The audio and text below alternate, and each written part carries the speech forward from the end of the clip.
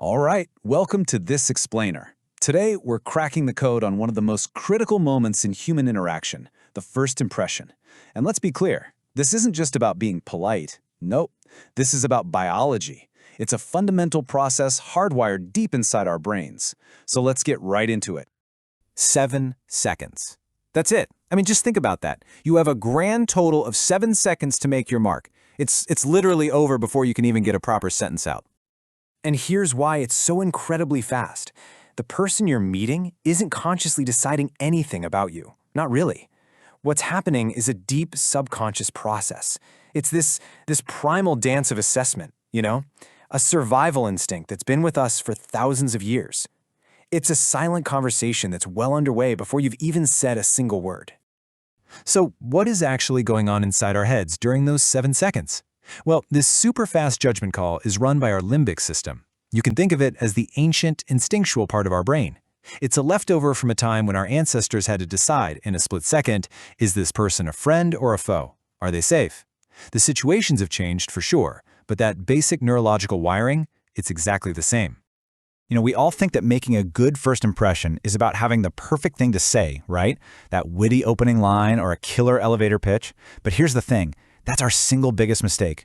The real art of the first impression isn't about what you say, it's about this silent language that we're all speaking, a language that's way, way older than words themselves.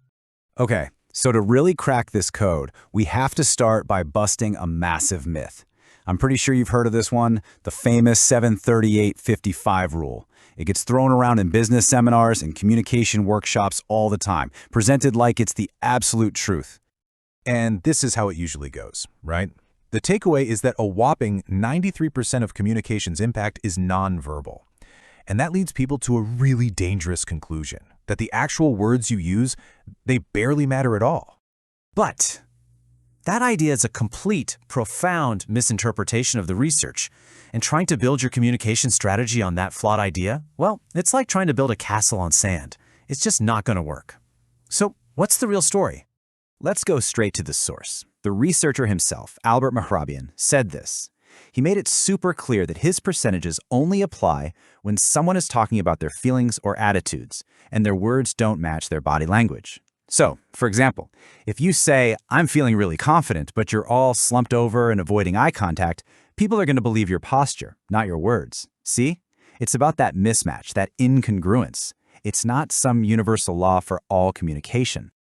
So, if we're throwing out that old 730-55 rule, what do we replace it with? Well, it's a much smarter framework called the Triad of Impact. And this isn't about rigid percentages, it's about a fluid hierarchy of trust that our brains follow completely instinctively. So here's how that hierarchy of trust actually gets built in someone's mind. First up, step 1, the visual. Our ancient brain, that limbic system we talked about, it processes what it sees first. Your posture, how you walk, even tiny muscle tensions. That's a first filter. Then comes step 2, the vocal. This is the emotional soundtrack.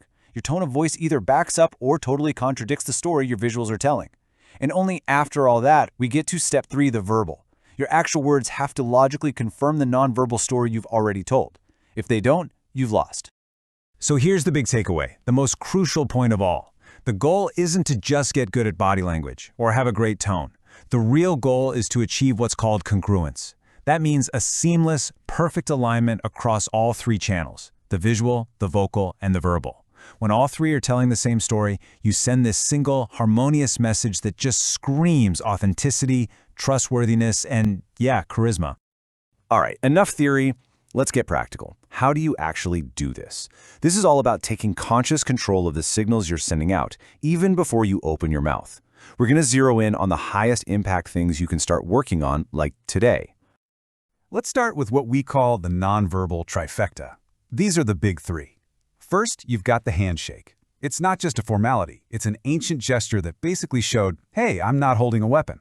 Then there's the gaze, our #1 tool for building a real connection and showing that you can be trusted. And finally, the smile, the universal signal that you're friendly and approachable no matter where you are in the world. Okay, now for the verbal part. You know the question that's coming, right? It's inevitable. At every single networking event, every new introduction, you're going to hear it. So, what do you do? And honestly, for most people, this question is a trap. It's a golden opportunity that just gets completely wasted. Just look at the difference here. The before answer, I'm an IT manager, it's just a label. It's boring, it's forgettable, and it stops the conversation dead in its tracks. But the after, I help our sales team close deals faster. That's a story. You've transformed your job title into a dynamic statement about the value you create for other people. It's not a noun, it's a verb. It's about what you do. Okay, so we have all the pieces of the puzzle now, right? We've got our nonverbal signals down, and we've got a powerful, value-driven introduction. Now let's put it all together. Let's build a seamless, step-by-step sequence for that all-important first minute. Here's your 60-second roadmap. It all starts in those first 10 seconds with a silent launch. This is how you approach someone, projecting calm confidence with your posture and the way you walk, all before a single word is spoken. Then, from 11 to 30 seconds, it's the connection protocol. This is where you execute that trifecta we talked about, the gaze, the smile, and the handshake. And finally, from 31 to 60 seconds, you hit them with the value anchor. You deliver your powerful introduction, and then, this is key, you pivot the conversation to be about them. And you know the real beauty of a framework like this isn't about being fake or robotic. It's the exact opposite. It's about alignment. When you're this prepared, you're not anxious anymore. You're free to just be present, to be authentic, and to make sure that the impression you're giving people is a true reflection of who you are and the value you bring to the table. Once you master this code, everything changes. You stop being just a subject of someone else's 7-second judgment, and you become the author of your own story. You go from leaving things to chance to creating designed, meaningful connections. So the only question left is, now that you have the code, how are you going to rewrite your story?